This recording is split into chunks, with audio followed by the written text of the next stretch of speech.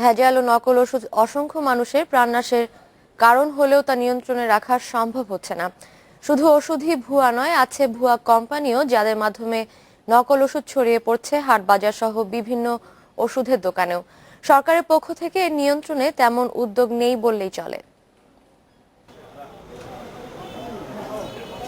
বিশ্ববাজারে যখন বাংলাদেশি ওষুধের গ্রহণযোগ্যতা ও নির্ভরতা বাড়ছে, তখন দেশের বাজারেই নকল, ভেজাল আর নিম্নমানের ওষুধ উৎপাদন ও বিপণন কোনোভাবেই নিয়ন্ত্রণ করা যাচ্ছে না।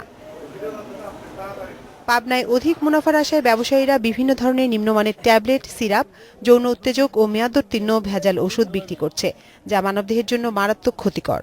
ফার্মাসিউটিক্যালস কোম্পানি আগে ওষুধ তৈরির জন্য তাকে লাইসেন্স দিতে হয়, কিন্তু এদের কোনো লাইসেন্স আছে বলে আমার জানা নেই।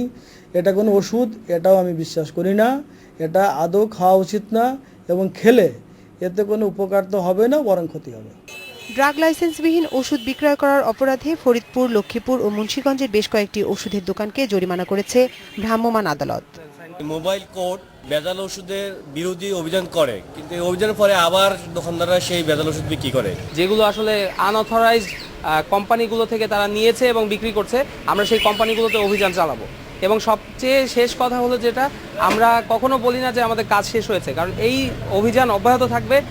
কঠোর মনিটরিং ও কার্যকর শাস্তির ব্যবস্থা না থাকায় ভেজালকারীরা বেপরোয়া হয়ে পড়ছে বলে মনে করছে প্রশাসন। এই সমস্ত নিম্নমানের ওষুধ তারা বিক্রি করে মানুষের জীবন নিয়ে খেলতে না পারে, এবং এই অভিযান চলতেছে এবং এটা চলমান আছে, এবং এটা আগামী দিনগুলিতে ইনশাল্লাহ আমরা পরিচালনা করে যাব, যতদিন পর্যন্ত না এটা উচ্ছেদ হয়েছে।